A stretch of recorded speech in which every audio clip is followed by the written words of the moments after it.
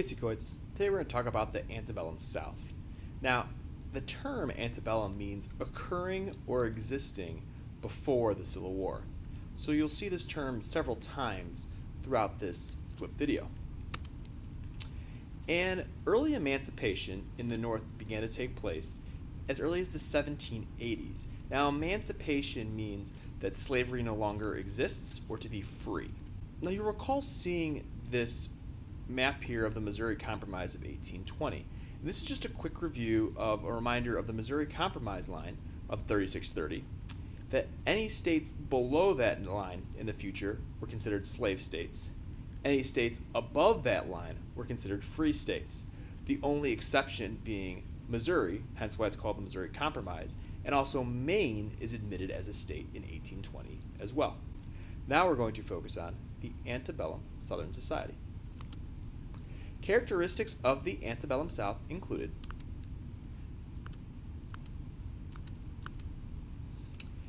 economic power shifted from the upper South to the lower South.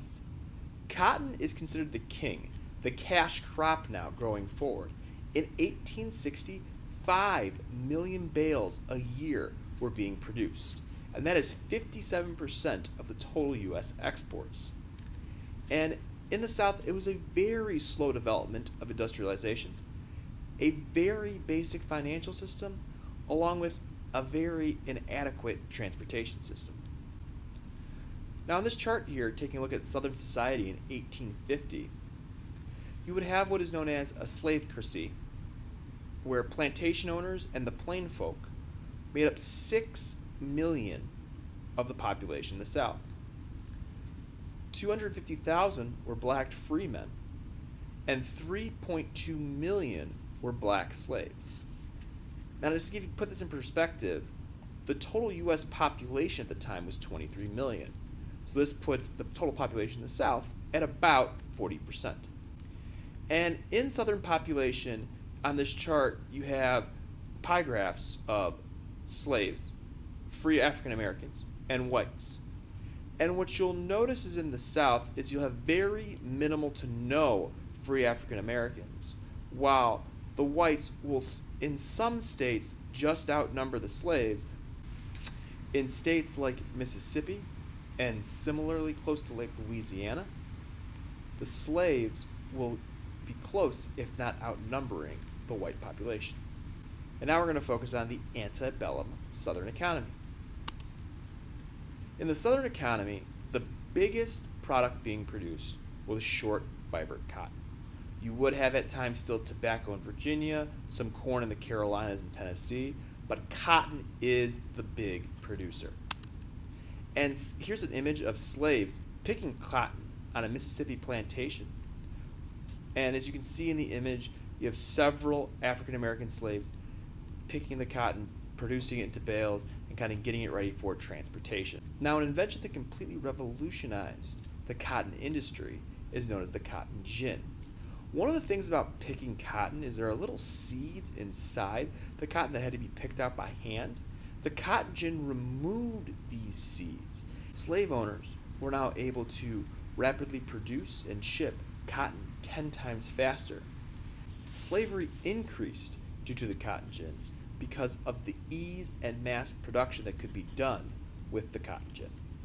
And because of the cotton gin, we start to see these changes in cotton production from 1820 all the way to 1860, with the red dots focusing on, slavery increasing and how much because of cotton production. And here you start to see the value of the cotton exports as percentages. And in 1800, you had seen being 7.1%, all the way up to 1860, right at the brink of Civil War, over 57% of U.S. exports were cotton. Cotton wasn't the only being, used by slaves. Slaves would also work in sugar boiling houses to create sugar. With that, we're going to focus on the South's peculiar institution, also known as slavery. Typically, what would take place is slave auctions, and here's an example of a slave auction notice on what would take place, where, and the slave auctioneers hosting it. This is a picture of a slave auction that took place in Charleston, South Carolina in 1856. You would typically get crowds of white slave owners coming out to kind of, explore the quality of the slaves for purchase in order to work on their plantation or for other slave needs. Some slave equipment, you would have slaves would sometimes be muzzled if they were, in the eyes of the slave owner, acting inappropriately. Slaves would be branded with the initials typically of a slave owner. Slave equipment would include slave leg irons, slave tags, numbering slaves, and also shoes that were provided to slaves as well.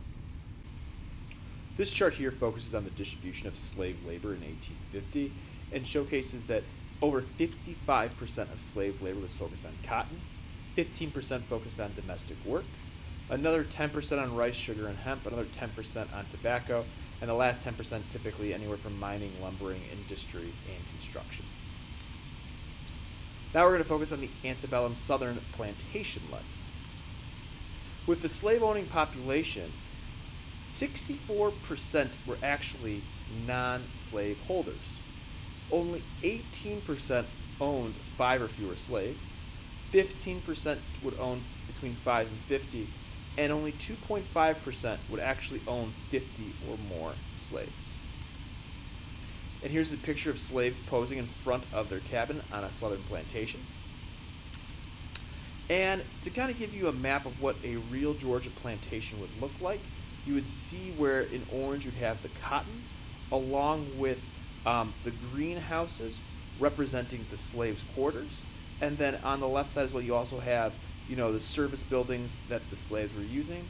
And then the blue house right next door representing the owner's residence. Some slaves also worked inside the house with raising young children or kind of nannying as well. And here's an example of a real nanny and her charge of overlooking young children. Here's another portrait of a slave family. Now here is an overview of the U.S. laws regarding slavery. In the United States Constitution, slavery is mentioned twice when it comes to the 3/5 compromise. Remember, this is where 3 out of every 5, or 60% of the slaves in a state would count towards the population.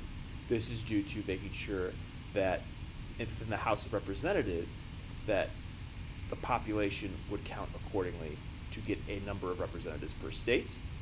And there is a fugitive slave clause mentioned in Article 4, Section 2 of the Constitution as well. In 1793, there was a Fugitive Slave Act that was passed. One of the concessions by the North is that there is a stronger Fugitive Slave Act. This would come into play when a slave has fled or ran away to the North, that the northern states would be responsible in helping to return those slaves to the South. Slave resistance and uprisings. 3 things pretty much summarize slave resistance. 1, the refusal to work hard on their tasks that they're assigned. Isolated acts of sabotage, and escaping via the Underground Railroad. Now, the Underground Railroad is not a real railroad. Remember, it is just a path that was used for slaves to run away in order to get to the North. And you'd have runaway slave ads to try and make sure that if a slave owner lost their slave because they ran away, they would post these to try and get them in order, in rewards, to return them back to where they belong.